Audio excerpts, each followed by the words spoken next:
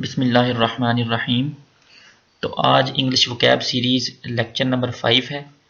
जो पिछले 4 लेक्चर जो मैंने रिकॉर्ड किए हैं उनमें ऑलमोस्ट 50 वर्ड्स विद सेंटेंस, जो हर वर्ड का एक एक साथ उसका सेंटेंस था, उसको हमने कंप्लीट किया है। तो सेंटेंस का जो मकसद है वो रखने का ये होता है कि एक बेटर अंडरस्टैंडिंग डेवलप हो जाए। जैसा कि अगर आप इस तरह देखें कि अगर वर्ड हो और साथ उसका सिर्फ मीनिंग आप ज़हन में याद कर लें, लेकिन आपको उस वर्ड को सेंटेंस में फिट करने का आइडिया ना हो, तो फिर काफ़ी चीज़ मुश्किल हो जाएगी। तो क्योंकि कोई भी वर्ड होता है ना, वो या तो एडजेक्टिव होगा, नाउन होगा, प्रोनाउन, जो भी कुछ चीज़ जो भी है इंग्लिश के पार्ट्स ऑफ स्पीच के लिहाज से उसकी जो भी पोजीशन है, तो अगर आप उस लिहाज से आपने उस रूल के मुताबिक आपने फिट करना होता है। लेकिन अगर आपको सिर्फ वोकैब ही आती है, वो फिट करना नहीं आता, तो फिर वो काफ़ी मुश्किल चीज़ हो जाएगी। हालांकि मैंने इंग्लिश जो है ग्रामर सीरीज़ का भी सीरीज़ जो है वो भी स्टार्ट की हुई है। तो वोकैब सीरीज़ का लेक्चर नंबर 5 आज देखते हैं। इसमें भी ऑलमोस्ट आज 8 या 10 वर्ड्स हैं टोटल। तो स्टार्ट करते हैं। हमारा पहला वर्ड, मैं 1 मिनट पॉइंटर को ऑन कर लूँ। अच्छा, ये देखें जी सर, ये लिखा हुआ है एक्सेसिबल, ACCESSIBLE, एक्सेसिबल। ये एडजेक्टिव है। एडजेक्टिव पढ़ेंगे साहब इंशाल्लाह। एडजेक्टिव क्या होता है, इसको सिफ्त कहते हैं, किसी चीज़ की सिफ्त। एडजेक्टिव सिफ्त को कहते हैं, इसमें सिफ्त।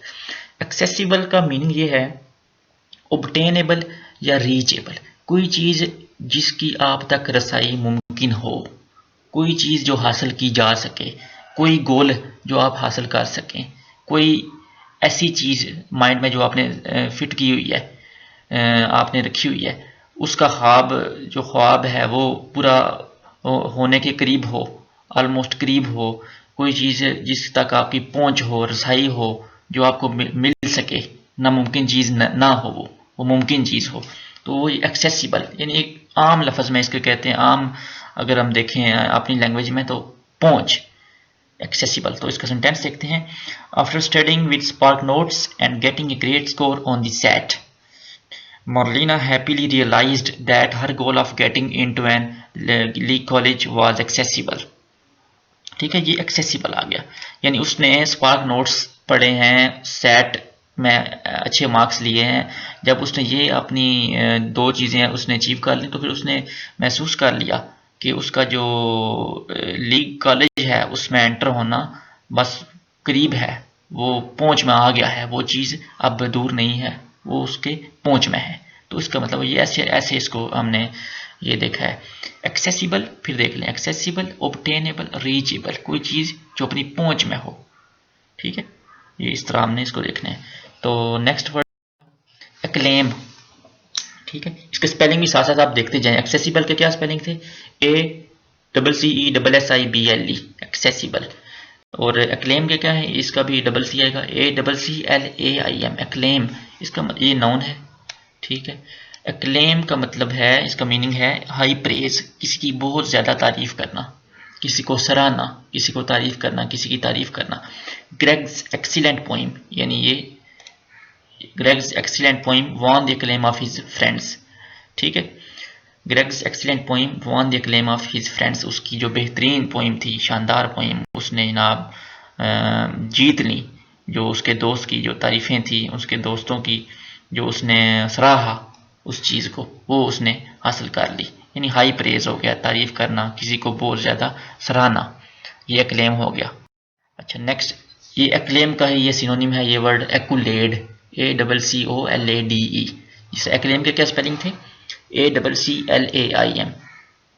अब एक्यूलेड, ACCOLADE, ये भी नाउन है, इसका भी मीनिंग यही है, हाई प्रेज, स्पेशल डिस्टिंक्शन, किसी को एक अच्छा, एक बेहतरीन किस्म का मकाम देना। एक यानी 10 बंदे हैं, उनमें से एक बंदे को सिर्फ आप उसकी तारीफ कर रहे हैं, उसको स्पेशल डिस्टिंक्शन दे रहे हैं। तो इसका जो सेंटेंस है वो देखें, एवरीवन, हर किसी ने, offered accolades to Sam after he won the Nobel prize. यार देख लो, फिर नोबेल प्राइज जो आने जीतिया हुआ है, तो हूँ मतलब तारीफ तो बनती है ना। हालांकि तारीफ तो तमाम तारीफ़ें अल्लाह पाक के लिए हैं। अच्छा, everyone offered accolades to Sam after he won the Nobel prize. ठीक है, एवरीवन ऑफर्ड एक्युलेट्स हो गए, ठीक है, टू सेम, बहुत ज़्यादा उसको तारीफ़ें मिली, उसको स्पेशल डिस्टिंक्शन मिली। पहली बात है यार, उसने नोबेल प्राइज़ जीता है, उसने नोबेल प्राइज़ गेन किया है, उसने कोई साइंटिफिक रिसर्च की होगी, कुछ दुनिया के सामने लेके आया होगा बंदा वो। तो ये इसका सेंटेंस हो गया। एक्युलेट और एक्लेम ये सेम हो गए दो, और इससे पहले हमने क्या किया है, एक्सेसिबल। साथ साथ माइंड में ना आप चीज़ को बिठाते जाएं, ठीक है, एक्सेस। अच्छा, नेक्स्ट एकोमोडेटिंग। ठीक है, एकोमोडेटिंग ये भी एडजेक्टिव है। इसका मतलब है हेल्पफुल हो गया, बड़ा पोलाइट होना। ठीक है, ये इसका आप देख लेते हैं। Though the apartment was not big enough for 3 people, Arnold, Mark and Zebulon were all friends and were accommodating to each other. यानी अपार्टमेंट हालांकि इतना बड़ा नहीं था, लेकिन तीनों दोस्त थे, इसलिए उन्होंने छोटे से कमरे में एकोमोडेट कर लिया उसको, अब मैनेज कर लिया, ये भी हो जाता है एकोमोडेट का, मैनेज कर लेना। फिर उसके बाद हेल्पफुल हो जाना, फिर एक वर्ड के बाद का 2-3 मीनिंग भी होते हैं ना, तो ये इस तरह चलता है। Helpful, oblige, polite. Though the apartment was not big enough for 3 people, Arnold, Mark and Zebulon were all friends and were accommodating to each other. यानी एक दूसरे को एकोमोडेट कर रहे थे जी, या कोई मसला नहीं है, कोई इशू नहीं है, बड़ा बली बली मसला है, ठीक है, तो इससे एकोमोडेट हो गया हमारा। नेक्स्ट, ये जो जितने भी वर्ड्स आज किए हैं उसकी ये दोबारा फिर आ गया है। ये दोबारा स्लाइड लाने का मतलब माइंड में चीज़ को इनकलकेट करना, ठीक है, इनकलकेट करना, जहन नशीन करना। तो ये बार बार जब चीज़ आती है तो फिर काम बड़ा बेहतरीन हो जाता है। Accessible, obtainable, reachable after studying with spark notes and getting a great score on the set, she happily realized that her chance of college was accessible। ये हो गई चीज़ हमारी, ठीक है, उस एक्सेसिबल यानी और अब उसकी पहुंच में आ जाना, रीचेबल, obtainable, हासिल किया जा सके जो अपनी। एक्लेम फिर हो गया, एक्लेम और एक्युलेड ये दोनों आपने याद रखने हैं, acclaim accolade. High praise, Greg's excellent poem won the acclaim of his friends.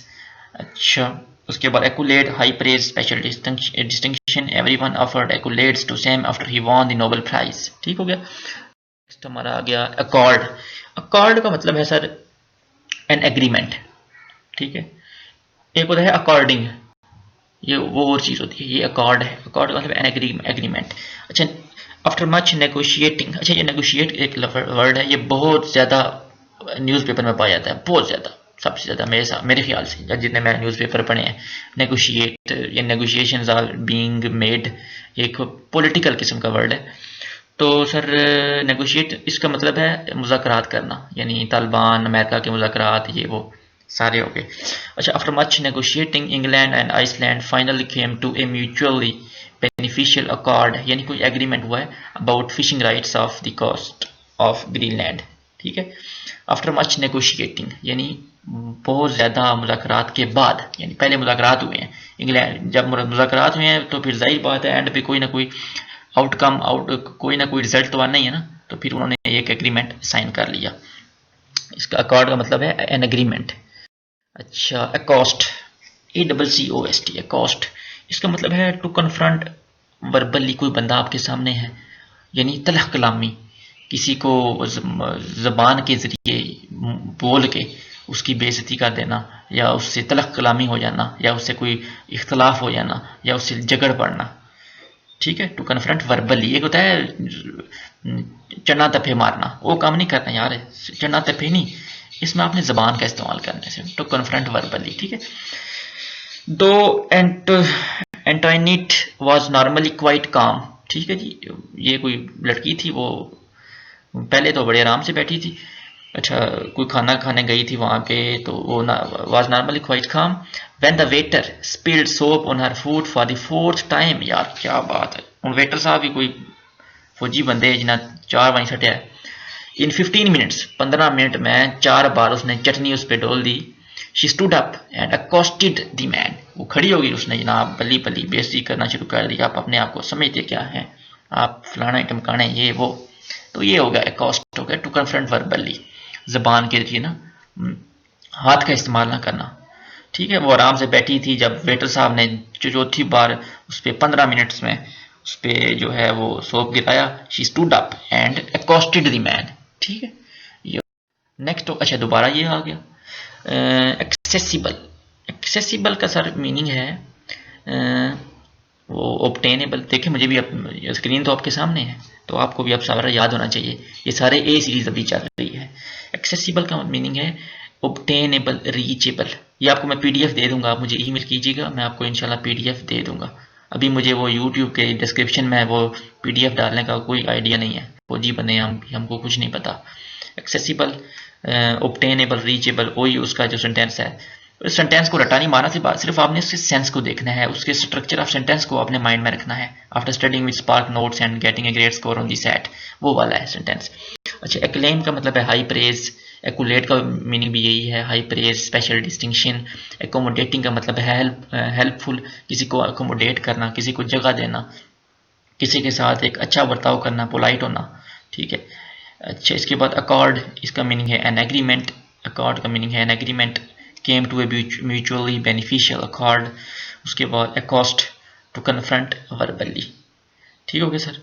अकॉस्ट का मीनिंग है टू कन्फ्रंट वर्बली, यानी किसी से तलह कलामी हो जाना, किसी से बड़ा जनाब ना हाथ का इस्तेमाल किए बगैर उससे लड़ाई झगड़ा हो जाना। तो इस तरह ये हो गया। तो नेक्स्ट स्लाइड क्या है, दी एंड हो गया जी बाबा जी। तो आज हमने 8 वर्ड्स किए हैं, फिर देख लें। एकुलेट हो गया, उसके बाद एक्लेम हो गया, एकॉस्ट हो गया, एक्सेसिबल हो गया, उसके बाद एकॉर्ड हो गया। तो इस तरह ये अकोस्ट टू कन्फ्रंट वर्बली। तो हमारी ये आज का लेक्चर नंबर 5 ये कंप्लीट हुआ। लेक्चर नंबर 6 में नेक्स्ट 10 वर्ड्स देखेंगे। मैं बार बार यही कह रहा हूँ, इंग्लिश वोकैब बहुत मैटर करती है।